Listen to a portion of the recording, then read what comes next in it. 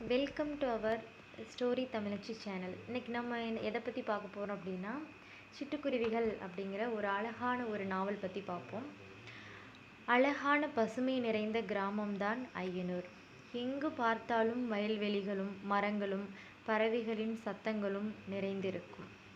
அவ்வூரில் அழகப்பன் செல்லப்பன் என 2 அண்ணன் தம்பிகள் இருந்தனர். அவர்களில் அழகப்பனுக்கு 5 பெண் குழந்தைகளும் செல்லப்பனுக்கு 2 ஆண் குழந்தைகளும் ஒரு பெண் குழந்தையும் இருந்தனர். இவர்கள் இருவருமே விவசாயம் செய்பவர்கள். இவர்களுக்கு வேறு தொழில் தெரியாது. இருவரும் ஒருத்தருக்கொருத்தர் ஆகாது. எப்போதும் போட்டியும் பொறாமையுமாக இருப்பதே இவர்களின் வழக்கம். இவர்கள் இருவரும் தங்களது வயல்களில் பல வகையான பயிர்களை பயிரிட்டு லாபம் ஈட்டுவதில் வல்லவர்கள். இருப்பினும் திடீரென்று அழகப்பனின் வயலில் பயிர்கள் அவ்வளவாக விளையவில்லை. செல்லப்பனின் வயலில் பார்க்கும் இடங்களெல்லாம் பயிர்கள் விளைந்தும் காய்கனிகள் காய்த்தும் குலுங்கின. இதை பார்த்த அழகப்பனுக்கு ஒரே ஆச்சரியம். அழகப்பனுக்கு சரியான லாபம் கிடைக்கவில்லை.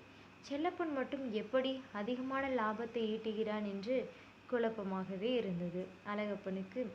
அவன் ஏதேனும் புதிதாக உரம் போடுகிறானோ? ஒன்றுமே புரியவில்லையே. அவனிடம் போய் கேட்போமா இல்லை வேண்டாமா என்று ஒரே குழப்பமாகவே இருந்தான். இதோட நெக்ஸ்ட் வீடியோ நீங்கள் பார்க்கணுமா? அப்போ பார்ட் 2 வரும் வரை காத்திருக்கவும்.